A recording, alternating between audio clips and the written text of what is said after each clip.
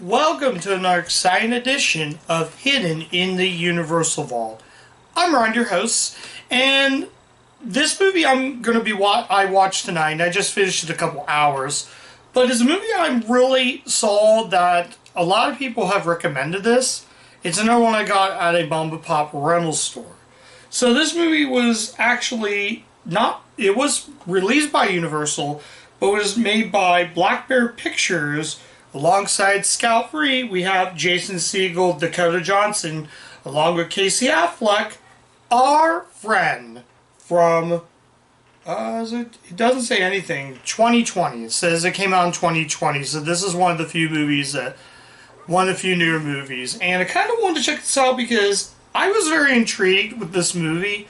Now, it says it's based on a true story, but it doesn't feel like a true story until I kept watching the movie. And this movie is just average. It's not terrible.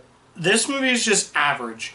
I'll kind of run it down for you like this. So basically it follows Casey Affleck. He's a journalist. Let's actually talk about it. So Casey Affleck plays a journalist whose wife, portrayed by Dakota Johnson, is actually dying of cancer. That's not really spoiling the movie. It's already in the film.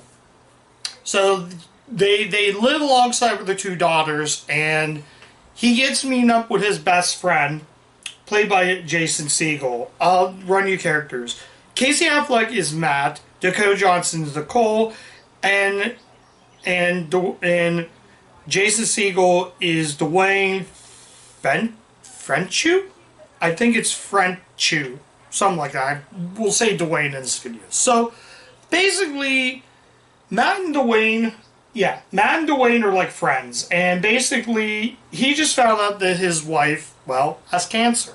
So it goes through different timelines. We get to 2015 when she was diagnosed. Then we go to 2013 before she got diagnosed, and then we get to 2008. And they go through 3 different years. That's already confusing enough in this movie. The fact that this movie was also produced by Ridley Scott didn't really help it that much, because I did cover a good chunk of Ridley Scott movies, and the biggest problem, again, he did not direct this movie. He just produced it under his Scout Free company. Instead, it was directed by Gabriel Calpota. I'm not even pronounced that.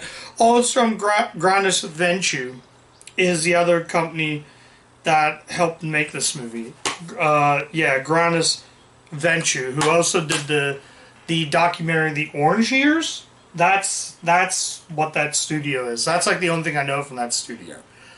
So basically that's the gist of what this movie is. And the reason I'm going to give it the rating I'm going to give it is actually because of its performances. All 3 of these are good. I didn't really want to watch the 50 Shades movies, which also had Dakota Johnson. So I figured I'll check out another Dakota Johnson film. I will say she has a much better performance than something like Madam Web, where she totally phones it in. Here, she's really good. She's very compelling. Dakota Johnson is a really talented actress. She's really good. I haven't seen the 50 Shades movies, so I can't really say for those, but I will cover them eventually. But as far as these two go, Casey Affleck and Jason Segel, they're good. There are some really beautiful moments in the movie, some really good, beautiful scenes in it. The soundtrack is great. I can praise the soundtrack from like Traffic to Led Zeppelin. So all of those, it kind of ends pretty good, and it's a true story, which again, like I said, I didn't really know much. I don't really have much to say about this movie, though. Like I said, the performances are good. I'm trying to think of anything else in this movie that I could say was good. I will say its ending almost made me cry. I kind of almost got teary-eyed, so that's also another reason why I'm going to bump it to that. But in terms of the actual movie, it's just average. I mean, there's tons of better tearjerker movies that can do a lot better. But as far as this movie goes, it's average. So I can't say much about that. So, yeah. So, I would say I'm gonna kind of recommend it.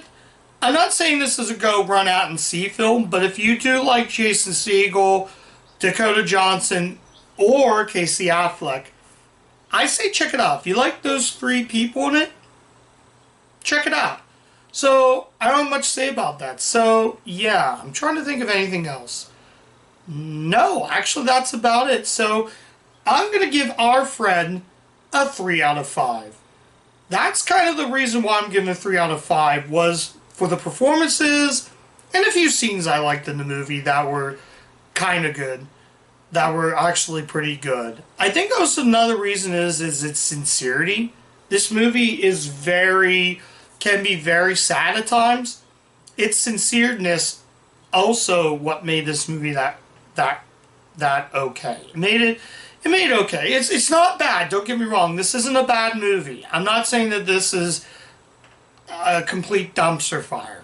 It's definitely better than the movie I covered yesterday. It's definitely better than that movie, but that's a whole different story. That's a different story for another day. So anyways, yeah, so I guess check it out, I guess.